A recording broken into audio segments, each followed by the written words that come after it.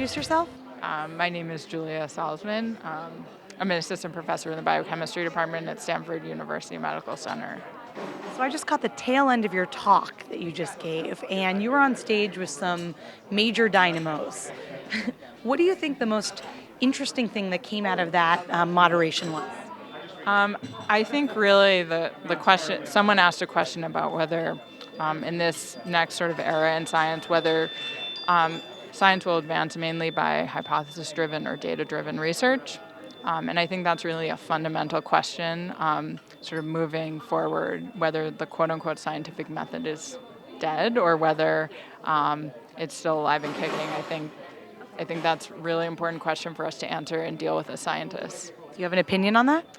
I think that hypothesis generation and testing is extremely important in scientific research, and sort of what I said in the panel is that fitting models, scientific and statistical models to data is really an incredibly important tool in making scientific advances.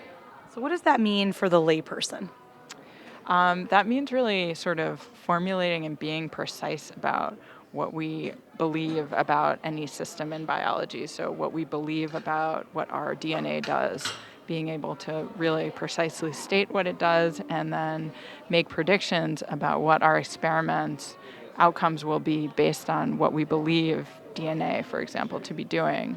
And then gathering data to test that model and really looking carefully at any ways that the data that we have generated fail to fit the model.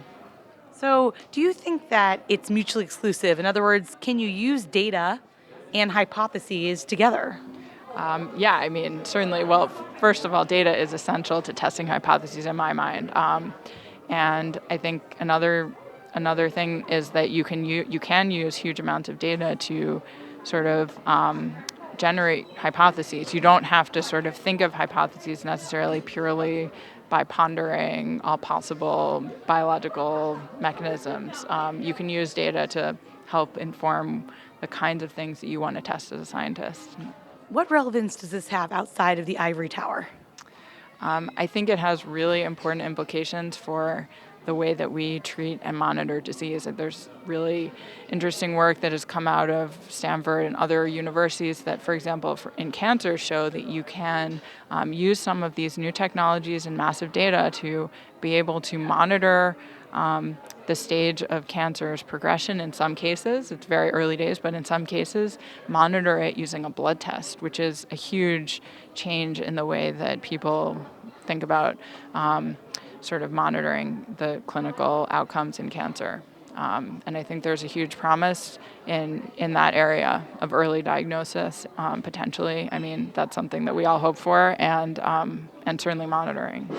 It's really exciting. Well, it looks like the lunch crowd is cleared out, so I'll let you get back to the conference. Thanks so much for speaking with me. Thank you.